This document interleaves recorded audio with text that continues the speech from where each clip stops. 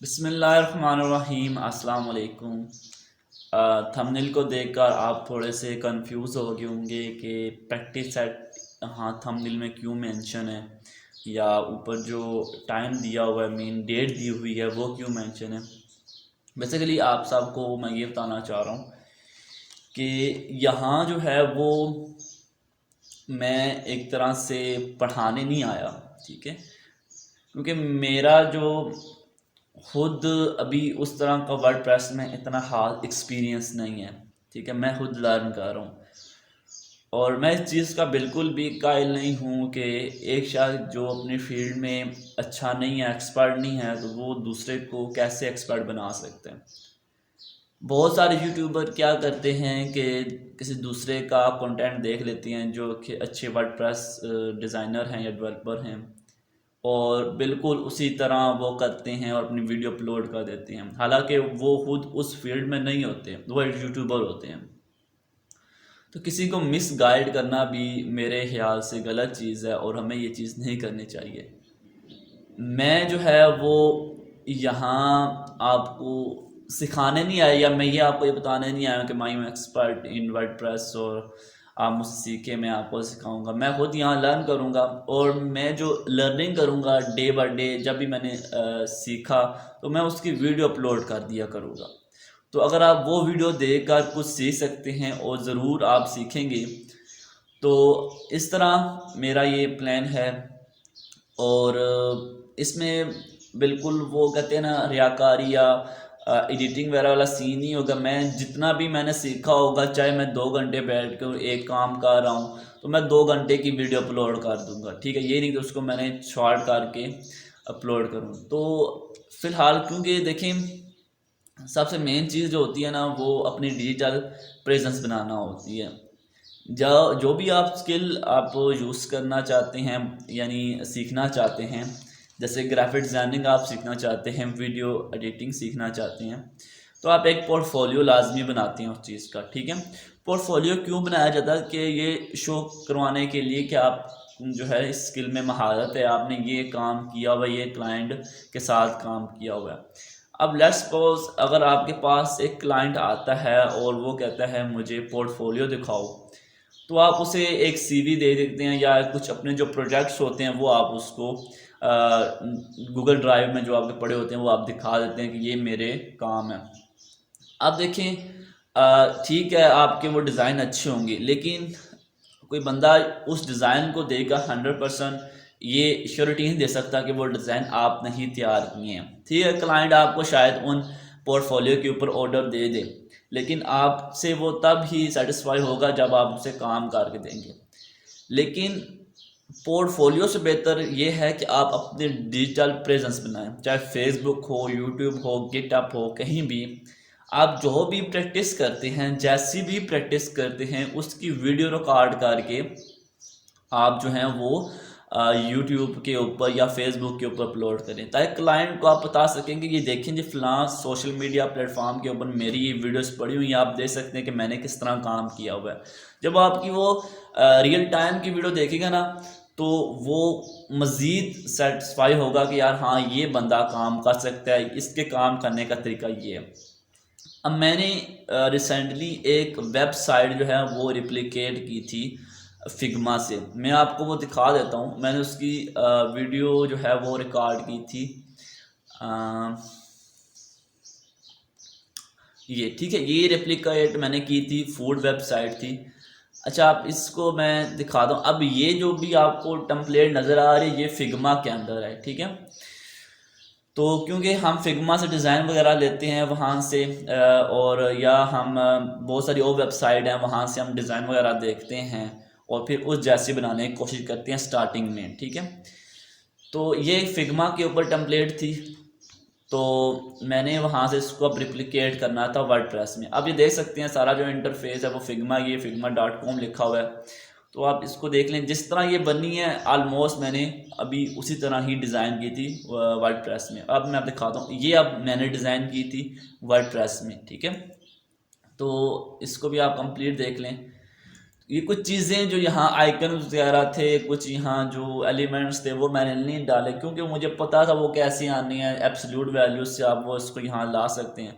तो मैं टाइम को सेव करने के लिए तो मैंने इसको ना वो चीज़ें नहीं ऐड की। लेकिन आप देखें काफ़ी हद तक आपको जो है वो बिल्कुल सिमिलर लगेगी कि वो वेबसाइट और ये वेबसाइट। फंक्शनैलिटी मैंने अभी इसमें नहीं परफॉर्म की कि मेन लॉगिंग पे क्लिक करने से फ़लाँ पेज पे चले जाओ, यहाँ क्लिक करने से फ़लाँ पेज पे चले जाओ।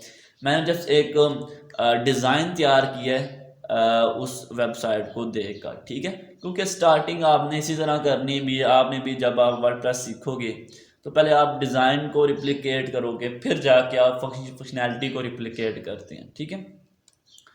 तो देखिए ऑलमोस्ट आपको सिमिलर नज़र आएगी जिस तरह वो फिग्मा में आपने देखी थी। अब ये भी देखें ऑलमोस्ट उसी तरह ही मैंने बनाई है, ठीक है।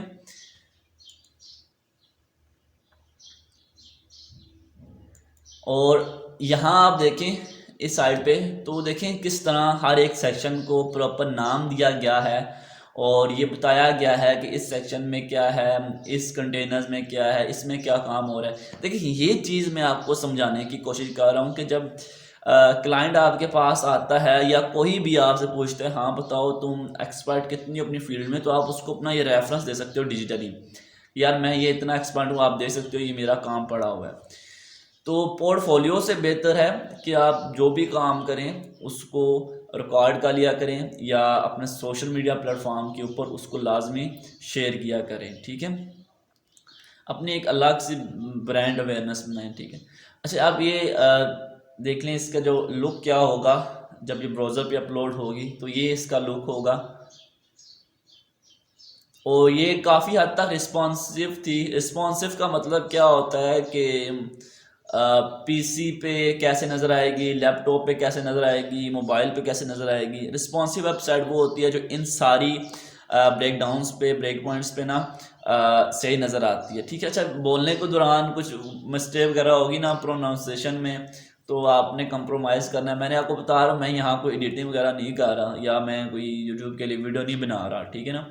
एक प्रैक्टिस है जो कि मैं करूँगा, उसको अपलोड करूँगा। और मैंने इसके ऊपर इतना वक्त नहीं करना एडिटिंग में कि मैं स्क्रिप्ट लिखूँ, मैं ये लिखूँ वो लिखूँ। तो अगर इसमें कोई इश्यू हो जाता है बोलने में तो कंप्रोमाइज़ आपने कर लेना है, ठीक है। तो ये देखेंगे ये इसका ना व्यू होगा ब्राउज़र में जब ये अपलोड होगी। तो यही चीज़ आपने फॉलो करनी है जब भी आप कोई भी स्किल सीखें, ठीक है। चलें अब हम स्टार्ट करते हैं। उससे पहले मैं पानी पी लेता हूँ, एक मिनट।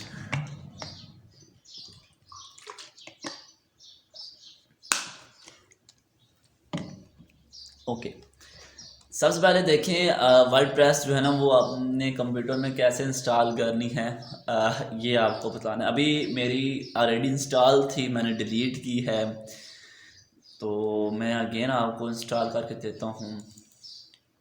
सबसे पहले आपने ना ये सर्च करना है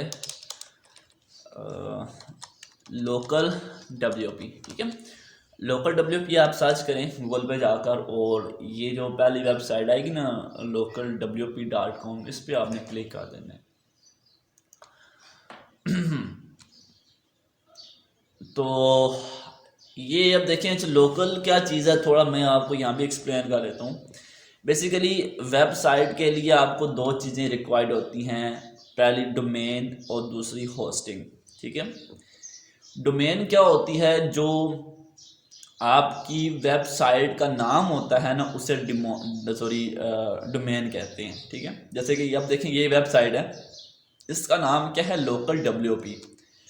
और आगे डोमेन की कुछ टाइप्स होती हैं .pk, .com, .net, डिफरेंट किस्म की होती हैं।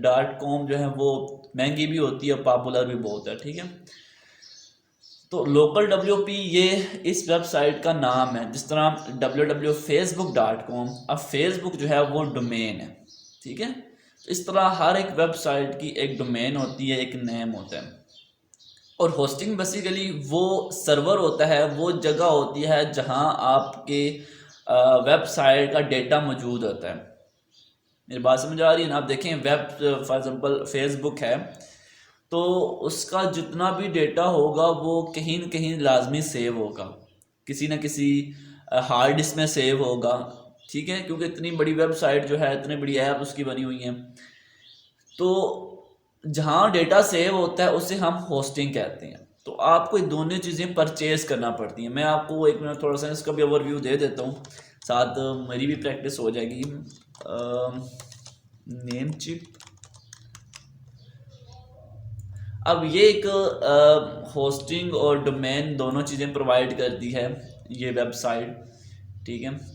नेम चिप और यहाँ से आप परचेज, इस तरह बहुत सारी हैं, ब्लू होस्ट है, होस्टिंगर है, ये थोड़ी सी पॉपुलर भी बहुत हैं और महंगी भी बहुत हैं, ठीक है। तो नेम चिप मेरे ख्याल से काफ़ी हद तक बेहतर है, उसका जो सिक्योरिटी के लिहाज से भी बहुत इंपॉर्टेंट है। देखिए अब जो लोकली भी आपको ना 3000 में डोमेन होस्टिंग दोनों मिल जाएंगी, पाकिस्तानी जो होती हैं लोकली। लेकिन उसमें याद रखिएगा आपकी सिक्योरिटी जो होती है वो बहुत नाकस होती है। तो हमेशा आपने अपनी वेबसाइट के लिए ऐसी ही डोमेन या होस्टिंग स्पेशली ऐसी लेनी होती है जो कि सिक्योरिटी के लिहाज से, एसईओ के लिहाज से और ऑप्टिमाइजेशन के लिहाज से बेस्ट हो। तो ये काफ़ी हद तक बेहतर है, उसकी जो प्राइस भी है वो भी इतनी ज़्यादा नहीं है। अब देखें यहाँ वो कह रहे हैं अपनी डोमेन सर्च करें। लास्ट पर देखें मैं सर्च कर लेता हूँ फेसबुक। लेट्स सपोज मैं बताता हूँ आपको जो चीज़ समझाना चाह रहा हूँ मैं। अब फेसबुक में यहाँ सर्च करता हूँ तो अभी क्या कुछ लोडिंग टाइम लेगा। अब वो ये क्या बता रहा है जी, facebook.com नॉट अवेलेबल। सही है जी, वो हमें ये बता रहा है कि facebook.com जो है वो अवेलेबल नहीं है।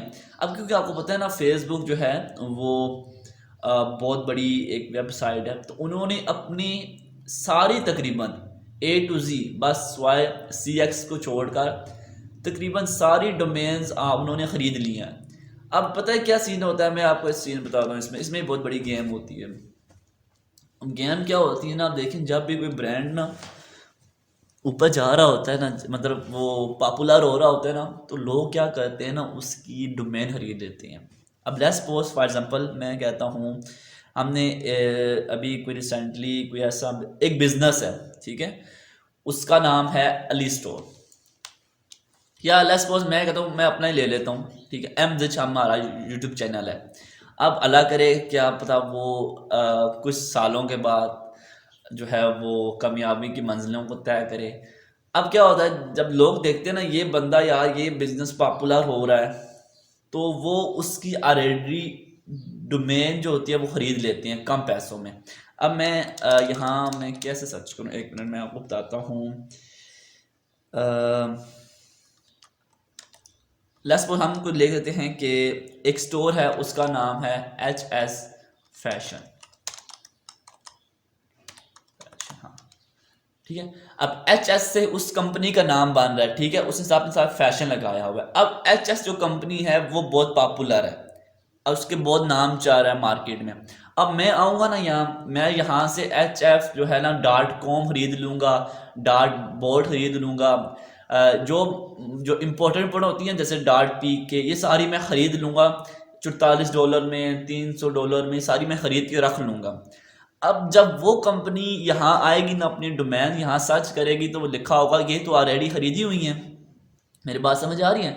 जब वो कंपनी यहाँ अपनी वेबसाइट बनाने आएगी तो उसे लाजमी डोमेन की ज़रूरत पड़ेगी। तो जैसे वो यहाँ अपनी डोमेन सर्च करेगी HS फैशन, तो नीचे तो लिखा आएगा यार ये तो पहले की खरीदी हुई है। अब लोग यहाँ से पे क्या करते हैं, उनसे ज़्यादा पैसे चार्ज करके वो डोमेन उनको भी वापस कर देते हैं। अब जिस तरह फेसबुक देखें, मैंने जैसे सर्च की थी फेसबुक, तो यहाँ उसने क्या मेक ऑफर कि वो कहता है ये जो फेसबुक आपने सर्च किया ना ये facebook.com ये ऑलरेडी टेकन है, किसी ने इसको ख़रीदा हुआ है। इसी तरह जब वो कंपनी यहाँ अपनी डोमेन नेम सर्च करेगा ना, अपना नेम सर्च करेगा कंपनी का, वो कहेगा ये पहले की खरीदी हुई है। अब वो कंपनी भी क्या करेगा, उस बंदे को मेक ऑफर करेगी, यार मैं तुमने अगर $44 के लिए मैं तुम्हें $200 देता हूँ, तुम ये डोमेन मुझे दे दो। तो ये एक कारोबार है, ये भी एक कारोबार है, ठीक है ना। तो लोग क्या करते हैं कम पैसों में डोमेन्स खरीद के रख लेते हैं बहुत सारी, ठीक है। तो जब किसी कंपनी को उस नेम की डोमेन चाहिए होती है और वो मार्केट में अवेलेबल नहीं होती है, फिर वो उस बंदे को कांटेक्ट करते हैं जिसने वो डोमेन ख़रीदी होती है, और उसको फिर वो ज़्यादा पैसे देकर वो डोमेन वापस लेते हैं। मैं आपको एग्जांपल देता हूँ, आज़ाद चाय वाला, आप सब जानते हैं उसकी उसकी एक बार मैंने स्टोरी सुनी थी। वो यही कह रहा था कि मेरी जो डोमेन है वो किसी इंडियन के पास थी, अब मुझे वल्लाह आलम से याद नहीं है, तो मैंने उसको फिर एक्स्ट्रा पैसे देकर वो डोमेन उससे वापस ली थी। ठीक है, तो ये चीज़ होती है। अब इस तरह ये होस्टिंग भी आपको देते हैं।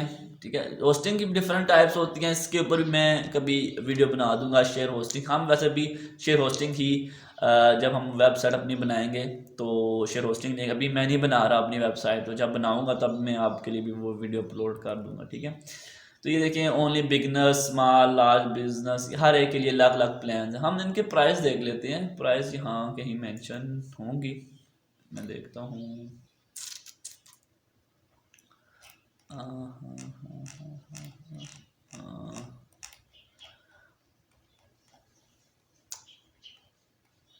होस्टिंग में आते हैं, यहाँ में भी हो प्राइस, यहाँ मेंशन हो रही थी, वैसे व्यू प्लान में जाते हैं।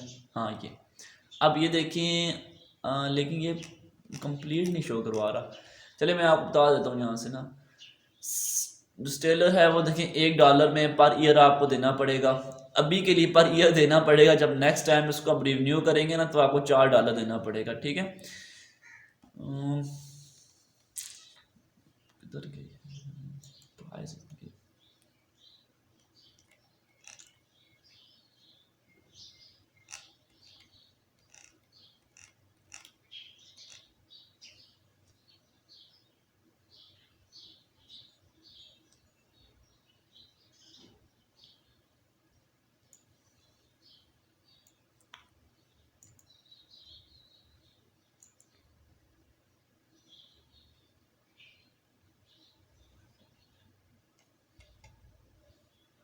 पता नहीं इनकी प्राइस यहाँ, लेकिन इनकी प्राइस जो है ना वो इतनी हैवी नहीं है, नॉर्मल सी प्राइस है इनकी।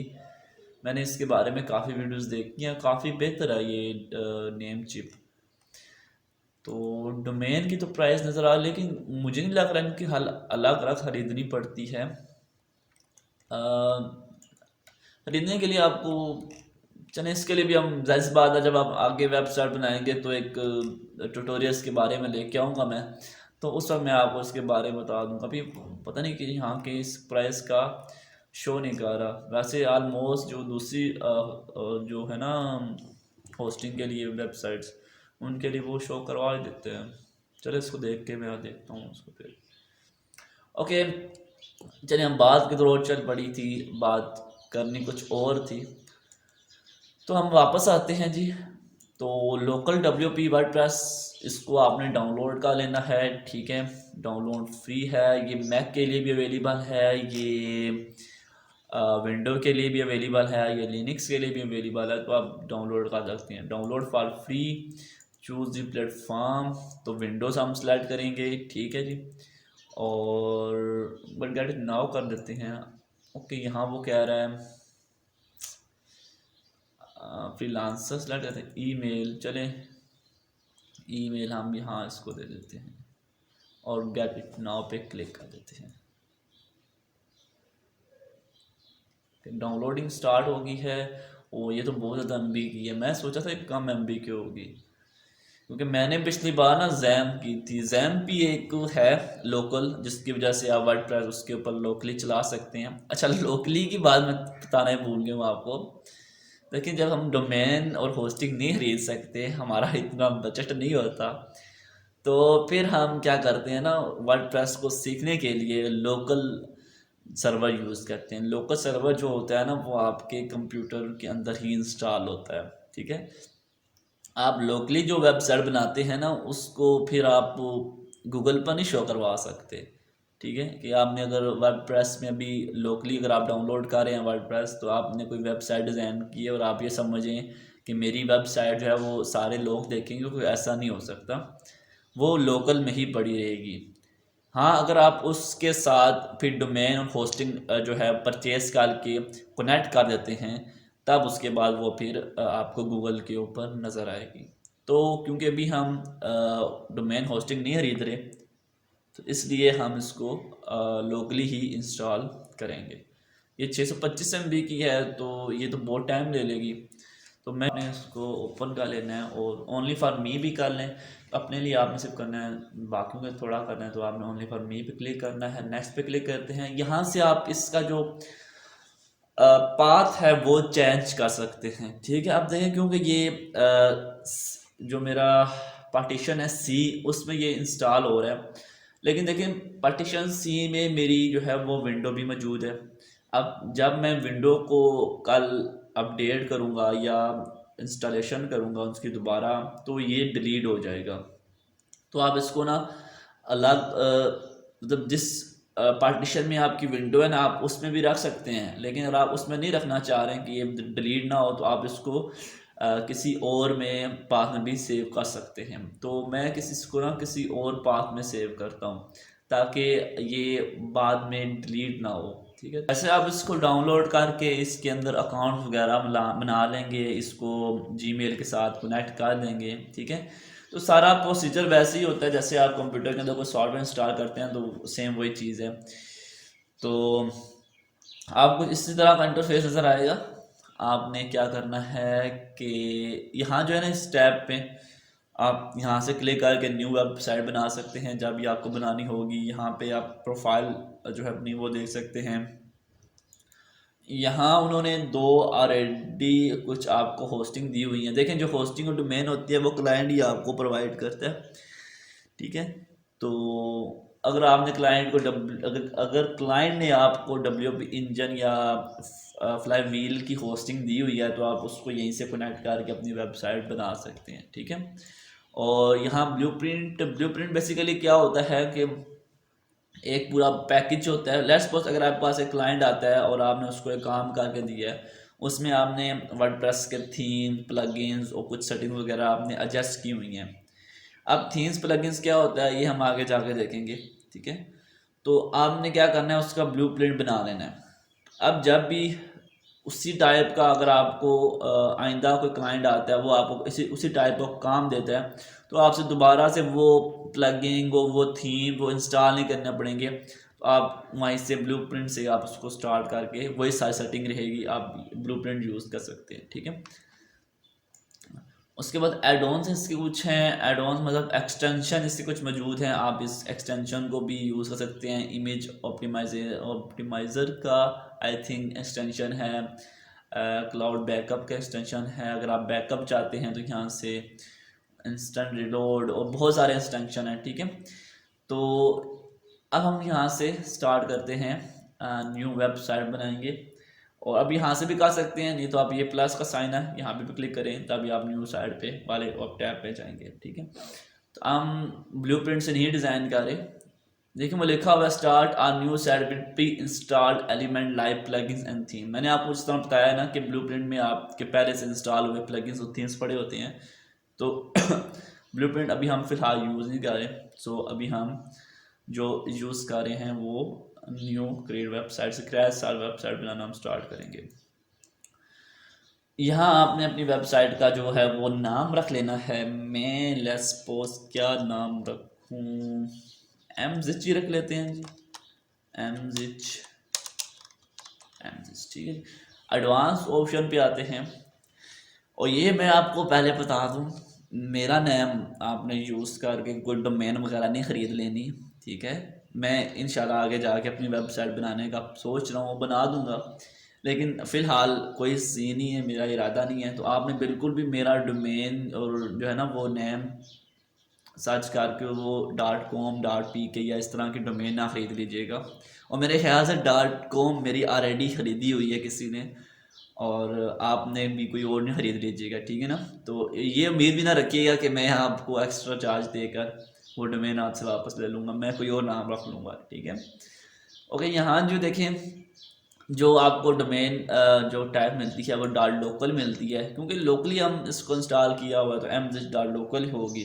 कोई नहीं, हम कभी एक्सपेंसिव भी हो जाएंगे इंशाल्लाह। तो .com भी हो सकता है, .pk भी आप लगा सकते हैं बस, ठीक है। वो .com नहीं हो जाएगा, वो कैसे लगाएंगे वो मैं आपको बता दूंगा। लेकिन आप लगा सकते हैं .mz.com, थोड़ा दिल को ना सुकून देने के लिए, ठीक है। तो कंटिन्यू पे क्लिक कर देते हैं, सिंपल है, क्या करें, आप लोकल से जाना पड़ेगा। कस्टम पे क्लिक करते हैं, प्रीफर्ड है, हाँ कस्टम में क्या होगा ना आपका कुछ, क्योंकि देखें जो वेबसाइट होती है ना वो PHP से मिलकर बनती है, उसमें PHP का कोड लिखना पड़ता है, वेब सर्वर चाहिए होता है, डेटाबेस चाहिए होता है, डेटाबेस में आपका तमाम डेटा सेव हुआ होता है। वेब सर्वर मैंने आपको बता दिया जहाँ आपकी जो वेबसाइट है वो लोड हो रही होती है, ठीक है। तो यहाँ आप डिफरेंट PHP के वर्जन इनमें से अगर आप यूज़ करना चाहते हैं कर लें। तो यहाँ से भी आपके पास 2 वेब सर्वर हैं, आप यहाँ से अपाची यूज़ कर लें या जो बाय डिफ़ॉल्ट है वो कर लें। तो हम कस्टमर के बजाय प्रीफर्ड पे जाएंगे और कंटिन्यू पे क्लिक कर देंगे, ठीक है। इसमें जो भी आपको सर्वर मिलेगा वो ऑलरेडी ऑप्टिमाइज होगा। ओके, यहाँ वर्डप्रेस यूज़र नेम, अब यूज़र नेम इंसानी आपने फेसबुक में अपना नाम रखते हो, इस तरह यूज़र नेम होता है वर्डप्रेस में। तो मैं फिलहाल ज़िशान हुसैन ज़िशान ही रख लेता हूँ और पासवर्ड हम जनरेट कर लेते हैं। बल्कि आप ऐसा करें ना, ज़िशान ना रखें, ठीक है, तो आप एडमिन रखें। जब भी कोई लोकल वेबसाइट डिज़ाइन करता है ना वर्डप्रेस की, तो वो एडमिन ही रखता है, ठीक है। तो यहाँ भी आप कोई पासवर्ड जो है वो एडजस्ट कर लें, ठीक है। ओके, वर्डप्रेस ईमेल आप देना चाहें आप दे लें। जो मैंने वर्डप्रेस जो कनेक्ट किया हुआ है जिससे अकाउंट में, वही ईमेल दे देता हूँ।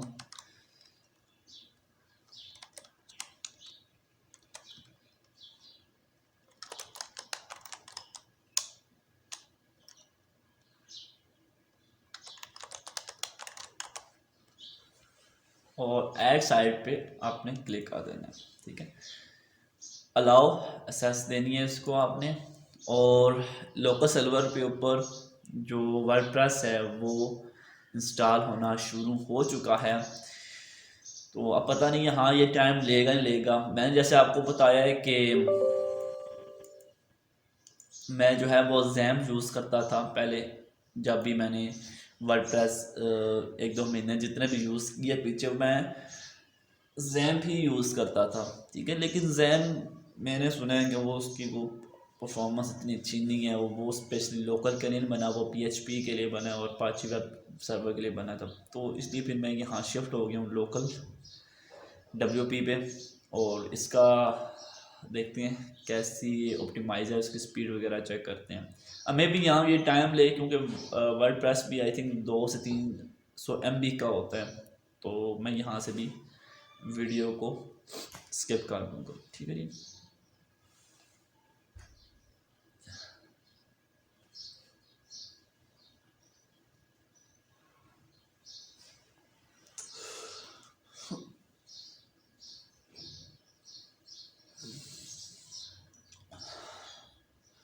ओके, वेबसाइट जो है वो ओके क्या था, वर्डप्रेस लोकली हमारी इंस्टॉल हो चुकी है। अच्छा, जो मैं आपको बता रहा था ना कि आपने लोगो कैसे चेंज करना है, लोकल सॉरी। तो आप यहाँ चेंज पे क्लिक करें तो आप यहाँ से बल्कि नहीं, 1 मिनट मैं आपको बताता हूँ।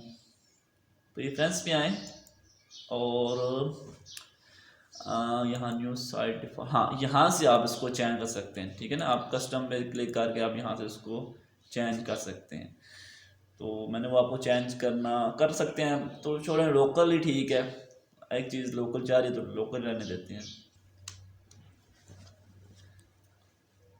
ओके, नेक्स्ट आपने क्या करना है, SL जो सर्टिफिकेट है इसको आपने ट्रस्टेड कर देना है। मैंने ऑलरेडी कर दिया। बेसिकली सीन ये हुआ है कि मैंने ये तकरीबन जो वीडियो थी वो सुबह रिकॉर्ड कर दी थी, जिसमें मैंने वर्डप्रेस का ओवरव्यू भी दिया था और सारा कुछ जितनी उसके ऑप्शंस थे वो मैंने उस वीडियो में बताए थे। लेकिन अनफॉर्चुनेटली जो OBS स्टूडियो होता है जो कि रिकॉर्डिंग टूल है, उसने आधी वीडियो जो है वो ब्लैंक कर दी थी। पता नहीं क्या रीज़न था, कुछ अपडेट आया हुआ है, शायद मैंने अपडेट नहीं किया, जो भी इशू था। आधी वीडियो रिकॉर्ड हुई है और आधी उसने ब्लैंक कर दिया। तो मुझे ये दोबारा वीडियो बनानी पड़ी है जो मैंने सुबह बनाई थी, तो इसलिए कुछ चीज़ें मैंने ऑलरेडी कर दी थी और अभी वो ऑलरेडी फिक्स हुई हुई हैं, ठीक है। जैसे कि ये SSL सर्टिफिकेट मैंने जब सुबह वीडियो अपलोड की रिकॉर्ड की थी तब मैंने ये ट्रस्टेड कर दिया था, तो ये ऑलरेडी ट्रस्टेड हुआ है, आपने इसको ट्रस्टेड कर देना है। बेसिकली SSL जो सर्टिफिकेट होता है बहुत लाजमी होता है आपकी वेबसाइट के लिए। अगर SSL सर्टिफिकेट ना लगा हुआ हो तो आपकी जो वेबसाइट होती है वो सिक्योर नहीं दिखा रहा होता ब्राउज़र, ठीक है। ओके, आपने सिंपली क्या करना है, WP एडमिन पे क्लिक कर देना है। जैसे आप WP एडमिन क्लिक करेंगे तो आपसे पासवर्ड और यूज़र नेम पता करेगा, क्योंकि मैंने ऑलरेडी लॉगिन कर दिया है तो मुझसे वो उसने नहीं मांगा, ठीक है। और कुछ चीज़ें मैंने जैसे होता है मैंने सुबह चेंज कर दी थी। अगर आपको इस तरह का इंटरफेस जब आप लॉगिन करें आपको ना मिले तो आप समझ जाइएगा कि ये मैंने ऑलरेडी चेंज कर दी थी। जैसे कि आप देखें मैंने सुबह एक ब्लॉग पोस्ट भी बना दी है, जो कि इसके बाद जो प्रैक्टिस सेट आएगा, सेकंड प्रैक्टिस सेट, उसमें आपको ये बताऊंगा कैसे बनाई जाती है। अब क्योंकि मैं ये सारी पोस्ट बनाकर रिकॉर्डिंग करके मैं एडिटिंग के लिए जब बैठा तब मुझे पता लगा कि OBS स्टूडियो ने वो वीडियो रिकॉर्ड ही नहीं की, उसको सारा उसने ब्लैंक कर दिया था, ठीक है जी। तो इसलिए ये चीज़ मैंने आपको प्रैक्टिस सेट 2 में ये बता दिए कैसे हम एक पोस्ट डिज़ाइन करते हैं वर्डप्रेस के अंदर। चलिए मैं आपको अगेन ओवरव्यू दे देता हूँ। सबसे पहले आपको एक बार से नज़र आएगी, ठीक है। यहाँ जो वर्डप्रेस का ऑफिशियल आइकन है वो शो होगा और उसके बारे में जितनी भी डॉक्यूमेंटेशन है वर्डप्रेस के बारे में वो आपको शो होंगी। यहाँ से जैसे अगर आप अपनी वेबसाइट को विज़िट करना चाहते हैं तो आप यहाँ से कर सकते हैं। यहाँ से आपकी वेबसाइट के ऊपर जितने भी कमेंट्स होंगे वो आपको यहाँ शो हो जाएंगे, ठीक है। ये शॉर्टकट्स हैं, ठीक है। बाकी ये कमेंट्स का जो ऑप्शन नीचे अवेलेबल है, पेज का नीचे अवेलेबल, सारों के ऑप्शन नीचे अवेलेबल है। न्यू पे आप क्लिक करेंगे तो पोस्ट आप यहीं से न्यू बना सकते हैं, यहीं से पेज न्यू बना सकते हैं, नहीं यहीं से आप यूज़र भी वर्डप्रेस के लिए नया बना सकते हैं। अच्छा, सुबह जब मैं रिकॉर्ड कर रहा था तो मुझे इस चीज़ के मायने नहीं समझ आ रहे थे कि हाउ डी का मतलब क्या है। मैं समझ रहा था कोई लोकेशन है या कोई कंट्री का नाम है, ये इस तरह क्यों लिखा हुआ है। तो नेक्स्ट वीडियो में मैंने इसको भी क्लियर कर दिया। बेसिकली ये जो है ना इस शॉर्ट फॉर्म है हाउ डू यू डू, ये इंग्लिश वर्ड ग्रीटिंग के लिए यूज़ होता था पहले, लेकिन अब यूज़ नहीं होता। अब उसकी जगह वेलकम, हाय, हेलो यूज़ होता है, ठीक है। तो ये वो चीज़ है, इसको भी मैंने सेकंड जब प्रैक्टिस सेट किया तो उसमें मैंने इसको क्लियर कर दिया। ओके, अब नेक्स्ट जो ऑप्शन है डैशबोर्ड का। डैशबोर्ड में कुछ आपको यहाँ टैब नज़र आएंगे, कुछ यहाँ बॉक्स नज़र आएंगे। हर बॉक्स में ना आपको कुछ ना कुछ इन्फॉर्मेशन दी जा रही होगी। इसमें आप देखें वर्डप्रेस इवेंट एंड न्यूज़, यहाँ जितनी भी वर्डप्रेस से रिलेटेड आपको न्यूज़ और इवेंट मिलेंगे। अब जैसे कि वर्डप्रेस 6.5 बीटा 1 ये एक नया वर्जन आने वाला है वर्डप्रेस का, तो आपको उसने बीटा बता दिया। अगर आप यूज़ करना चाहें आप यूज़ कर सकते हैं। गुटनबर्ग जो कि वर्डप्रेस का डिफ़ॉल्ट एडिटर होता है जिसमें एडिट की जाती हैं पेजेस और पोस्ट, तो आप यहाँ से उसके बारे में जान सकते हैं। अच्छा, एक और चीज़, जब आप लॉगिंग होंगे तो आपको में भी ये वेलकम टू वर्डप्रेस ये भी आपको नज़र आए, तो अगर आप उसको डिसमिस करना है तो आप यहाँ पे क्लिक करेंगे तो ये डिसमिस हो जाएगा। मैंने ये सुबह कर दिया था इसलिए वो अभी शो नहीं हुआ। बाकी यहाँ आपके वेबसाइट में आपके वर्डप्रेस में मेन कितनी पोस्ट हैं, कितने पेज हैं, कितने कमेंट्स हुए हैं। जैसे आप इसको पहली बार लॉगिन करेंगे तो आपको एक पोस्ट नज़र आएगी, ठीक है, तो एक पेज और एक कमेंट नज़र आएगा। इसलिए अगर आप ये नहीं देखना चाहते तो आप स्क्रीन ऑप्शन पे जाएं और यहाँ से इसको अनचेक कर दें और ये आपको नज़र नहीं आएंगे, ठीक हो गया। पोस्ट पे आते हैं। हमने एक ऑलरेडी पोस्ट जो है वो डिज़ाइन कर दी है, जो कि प्रैक्टिस सेट 2 में आपको मैंने उसके बारे में तकरीबन सब कुछ बता दिया है, कैसे उसको हमने पब्लिश करना है और एडिट करना है। उसके ऑथर का नाम आपको नज़र आएगा, कैटेगरीज और टैग्स वगैरह हमने उसमें जितने भी दिए होते हैं पोस्ट में वो आपको टैग्स में शो आते हैं। जितने भी पोस्ट के ऊपर कमेंट्स होते हैं वो आपको इस जगह नज़र आते हैं। वो पब्लिश कब हुई है वो भी आपको इस जगह नज़र आ जाती है, ठीक है। तो ये तकरीबन यहाँ से आप पूरी डिटेल ले सकते हैं अपने पोस्ट के बारे में, उसके ऑथर के बारे में, कैटेगरीज के बारे में। और यहाँ से आप एडिट पे क्लिक करें, उसको एडिट कर सकते हैं। क्विक एडिट में आप उसके टैग्स, टाइटल्स और कुछ बेसिक जो इंफॉर्मेशन होती है वो आप यहाँ से कर सकते हैं, ठीक है। अगर आप इसको डिलीट करना है इस पोस्ट को तो ट्रैश पे क्लिक करें, डिलीट भी कर सकते हैं। व्यू अगर आप देखना चाहते हैं तो आप व्यू में भी जा सकते हैं। लेट्स सपोज अगर आपके पास बहुत सारी पोस्ट बनी हुई हैं, तो अगर आप उन सब को एक ही टाइम में डिलीट करना चाहते हैं तो आपने टाइटल पे क्लिक करना है, ठीक है। वो सारी की सारी पोस्ट जो हैं वो सिलेक्ट हो जाएंगी। फिर आपने बुल्क एक्शन के साथ आपको एक ड्रॉप डाउन नज़र आ रहा होगा, यहाँ पे क्लिक करना है और मूव टू ट्रैश पे क्लिक करना है और साथ अप्लाई पे क्लिक कर देना है। तो वो जो तमाम वो डिलीट हो जाएंगी।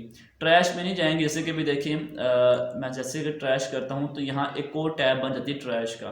तो मतलब अगर आपने बाई चांस गलती से कोई डिलीट कर दिया तो वो परमानेंट डिलीट नहीं होगी आपकी जो पोस्ट है। आप ट्रैश में वहाँ से जाकर उसको रिकवर कर सकते हैं, रिस्टोर कर सकते हैं। अगर आपने ट्रैश में से भी डिलीट परमानेंटली कर दिया तो फिर आपको नई पोस्ट बनानी पड़ेगी। कैटेगरीज, यहाँ इस टैब में हम कैटेगरीज को डिज़ाइन करते हैं। इस टैब में हम पोस्ट के बारे में जो टैग्स होते हैं हम वो लिखते हैं, ठीक है। इनके बारे में अलग अलग वीडियो आएंगे इंशाल्लाह, तो आपको मैं इन डेप्थ इसके बारे में बताऊंगा। मीडिया लाइब्रेरी में क्या होता है कि आप कोई भी पिक्चर्स यहाँ स्टोर कर सकते हैं। अब देखें, जब हम वेबसाइट बनाना शुरू करते हैं तो हमें बहुत सारी पिक्चर्स, बहुत सारी वीडियोस और डॉक्यूमेंट रिक्वायर्ड होते हैं।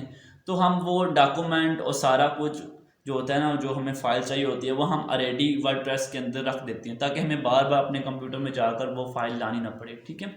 पेजेस में अगर आपको अपनी वेबसाइट के ऊपर पेज बनाने होते हैं तो आप यहाँ से पेज डिज़ाइन करते हैं। हर वेबसाइट के ऊपर पेज होते हैं, जैसे कि कॉन्टैक्ट अस का पेज होता है, अबाउट का पेज होता है, अकाउंट का पेज होता है, होम का पेज होता है, ब्लॉग का पेज होता है। ये सारे पेजेस होते हैं, ठीक है। तो यहाँ से आप पेजेस को डिज़ाइन कर सकते हैं। सेम आपको जिस तरह पोस्ट में इंफॉर्मेशन नज़र आ रही थी ऑथर के, कमेंट्स की, डेट की, वो आपको यहीं उसी तरह ही नज़र आएंगी। जितने भी कमेंट्स आपकी पोस्ट के ऊपर हुए होंगे, आपकी वेबसाइट पे हुए होंगे, वो सारे के सारे आपको इस टैब में नज़र आएंगे। अपीयरेंस में थीम्स आपको मिलेंगे। थीम बेसिकली क्या होता है, एक लेआउट होता है आपके वेबसाइट्स का, ठीक है। ये बहुत ही बेसिक्स थीम्स हैं, बहुत इनकी बेसिक स्टाइल्स हैं जो कि वर्डप्रेस के बाय डिफ़ॉल्ट होते हैं। देखें, ये 2024 है, ये 2022 है और ये 2023 है। इसी तरह 2021 भी था, 2020 भी था, लेकिन ये लेटेस्ट 3 जो थीम होती हैं वो आपको दिखाते हैं। आप ऐड न्यू पे जाके मज़ीद भी थीम दे सकते हैं। तो जैसे आप थीम्स इंस्टॉल करते हैं तो अपीयरेंस में आपको मज़ीद बहुत सारी ऑप्शन मिल जाती है। जैसे अगर हम इसके ऊपर भी एक डेडिकेटेड वीडियो बनाएंगे इंशाल्लाह। प्लगइन्स बेसिकली क्या होते हैं कि जो वो फंक्शन जो कि आपके वर्डप्रेस में अवेलेबल नहीं होता, आप प्लगइन के थ्रू उसको अचीव करते हैं, ठीक है। बहुत सारे ऑप्शन ऐसे होते हैं, बहुत सारे फंक्शनैलिटी ऐसी होती हैं जो कि वर्डप्रेस या एक थीम आपको प्रोवाइड नहीं करता, तो फिर आप वो प्लगइन्स लगाकर उस फंक्शनैलिटी को अचीव करते हैं। यूज़र पे अपनी आप प्रोफाइल देख सकते हैं। इसके अलावा आप आल यूज़र देख सकते हैं। अगर आपकी वर्डप्रेस के ऊपर 2 या 2 से ज़्यादा यूज़र हैं या आपका एक ही यूज़र है, जो भी जितने भी यूज़र हुए वो आपको यहाँ शो हो जाएंगे। टूल्स पे आते हैं। टूल्स में इसके ऊपर भी डेडिकेटेड वीडियो आएगी। ये इसमें थीम फाइल एडिटर के बारे में मैं आपको बताऊंगा, इरेज पर्सनल डेटा ये कैसे होता है सारा इंशाल्लाह, और इंपोर्ट और एक्सपोर्ट क्या होता है इसके ऊपर भी एक अलग से डेडिकेटेड वीडियो इंशाल्लाह हम लाएंगे।